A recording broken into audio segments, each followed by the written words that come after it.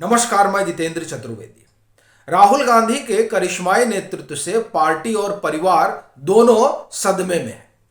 कैसे? दरअसल उसी पर एक एक करके बात करेंगे और शुरुआत करते हैं पार्टी से।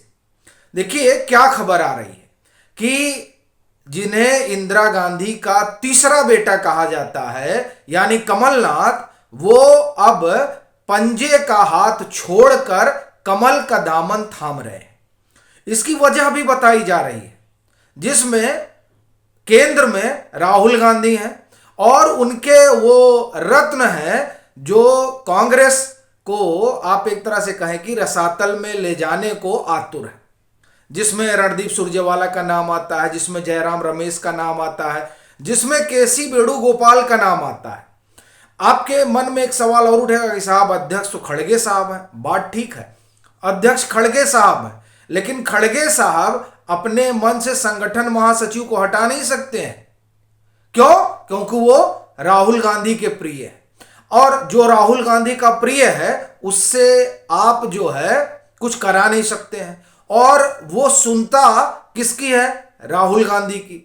तो दरअसल समस्या यह है कि कांग्रेस को राहुल गांधी का करिश्माई नेतृत्व और उनकी कोठरी चला रही है। अब उस कोठरी से कमलनाथ सरीखे नेता परेशान है, और यह परेशानी आज से नहीं है। G23 आपको ध्यान होगा, G23 में जो लोग शुमार रहे वो एक एक करके जा रहे हैं। उसके एक और नेता की चर्चा है, दो नेताओं की चर्चा है, उन पर हम आएंगे, लेकिन पहले कमलनाथ पर बात कर लेते हैं। तो कमलनाथ 2019 से ही नाराज है। वो राफेल का इन लोगों ने उठाया था। अच्छा, राहुल गांधी भी इन लोगों से नाराज है। आपको ध्यान होगा राहुल गांधी के अगुवाई में 2019 का लोकसभा चुनाव हुआ था, 2014 का भी उन्हीं की अगुवाई में हुआ था। अच्छा, अब उनकी अगुवाई में चुनाव होता है और कांग्रेस जो है वो औंधे मुंह गिर जाती है, लेकिन फिर भी जो राहुल गांधी कहेंगे वही सही है। तो उस समय राहुल गांधी ने आड़े हाथ लिया था कमलनाथ, अशोक गहलोत, पी चिदंबरम इस बाबत की आप लोग अपने बेटा बेटी को ही जिताने में लगे हुए थे। खैर, वहां से जो एक रार शुरू होती है, उस रार में आप देखिए राफेल भी एक मुद्दा होता है कि आप लोग राफेल का मुद्दा नहीं उठाते हैं। फिर अडानी का भी एक मुद्दा रहा, चूंकि कोठरी को लगता है कि देखिए राहुल गांधी अडानी के मुद्दे को किस तरह से उठा रहे हैं और ये लोग खामोश हैं।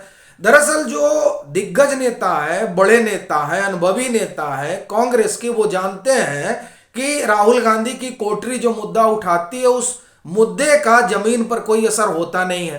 एक और दूसरा, चंदे के लाले पड़े हैं, उस पर भी आप उनके पीछे पड़े हुए हैं। यानी आप देखिए कि ये लोग क्या कर रहे हैं कि साहब जो पूंजीवादी व्यवस्था उसके पीछे पड़े हुए हैं, जिस पूंजीवाद का जनक जो है वो कांग्रेस की अगुवाई वाली सरकार रही। तो ये जो कॉन्ट्राडिक्शन है वो कॉन्ट्राडिक्शन इस कोठरी के जरिए खड़ा किया जा रहा है, और उस कोठरी के सरबरा जो हैं वो राहुल गांधी हैं। अब राहुल गांधी जिस तरह का अभियान चलाना चाहते हैं, कमलनाथ सरीखे नेता समझते हैं कि उसका जमीन पर कोई असर होना नहीं है, तो वो लोग वैसे भी राहुल गांधी से दूरी बनाए हुए हैं। अब मध्य प्रदेश चुनाव जो हारे तो उसके बाद तो स्थिति और खराब हो गई, और फिर जो जिन्हें कमलनाथ पसंद नहीं करते उनको बना दिया गया वहां प्रदेश अध्यक्ष बताया जाता है, और उसके बाद से जो है तलखी और बढ़ गई। फिर राज्यसभा का मामला आया, कमलनाथ संभवतः चाहते थे कि उनको भेजा जाए, इस बाबत उन्होंने सोनिया गांधी से भी बात की, मुलाकात हुई, लेकिन बात बन नहीं पाई।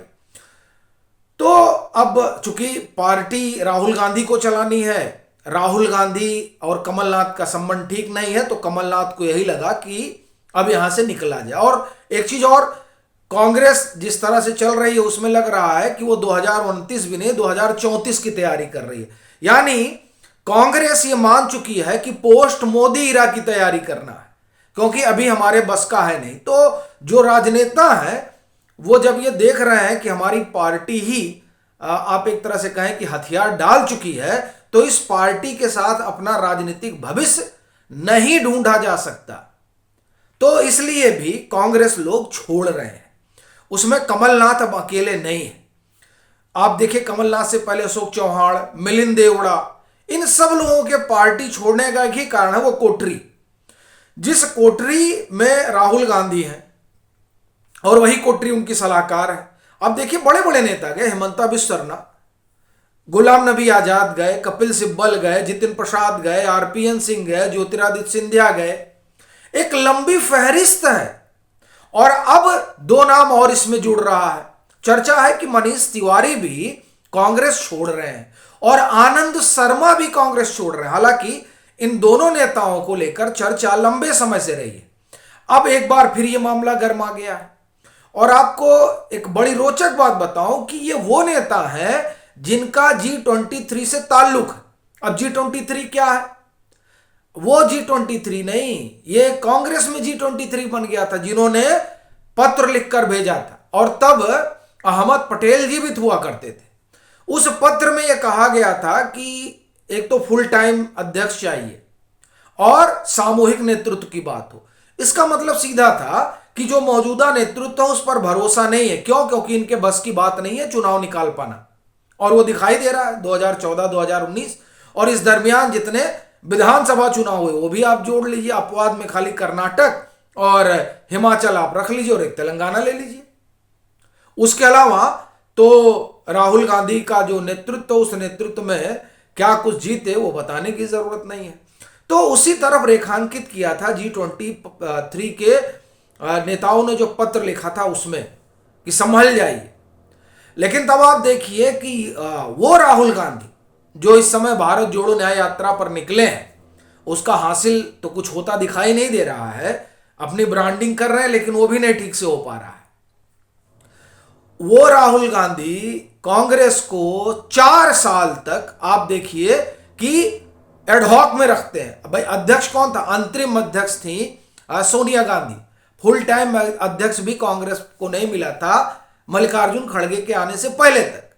किसकी वजह से? राहुल गांधी की वजह से।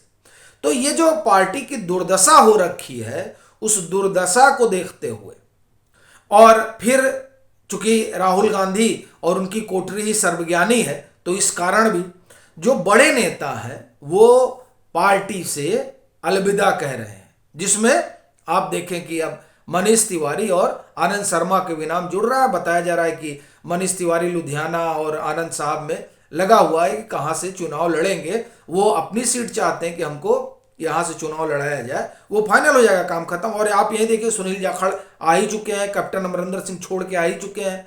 तो पंजाब में भी इनके पास कुछ बचा नहीं है। उड़ती उड़ती खबर नवजोत सिद्धू को भी लेकर है। अब वो कितना सही है कितना गलत है जाहिर सी बात है, धीरे धीरे चीजें स्पष्ट होंगी। लेकिन इस तरह से देखें तो कांग्रेस में जो है वो भगदड़ मची हुई है। और अगर बात परिवार की करें तो आप देखिए सोनिया गांधी को इस बात का डर सता रहा है कि वो रायबरेली हार जाएंगी। इसलिए वो कहां से आ रही हैं? वो अब राज्यसभा का रूट अपना रही हैं। अब ये डर बता रहा है कि ये जो 2014 से पीढ़ी परिवर्तन की कवायद कांग्रेस में शुरू हुई, जिसके अलंबरदार राहुल गांधी बने, तो उनकी अलंबरदारी में आलम यह है कांग्रेस का कि जो कांग्रेस की परंपरागत सीटें रही हैं उन सीटों पर भी कांग्रेस का जनाधार खिसक रहा है। यानी अमेठी ध्वस्त हो गया, रायबरेली में भी यही संभावना दिखाई दे रही है। तो ये जो अगुवाई है राहुल गांधी की, उस अगुवाई से सब परेशान है। एक उदाहरण देता हूं और अपनी बात को विराम देता हूं।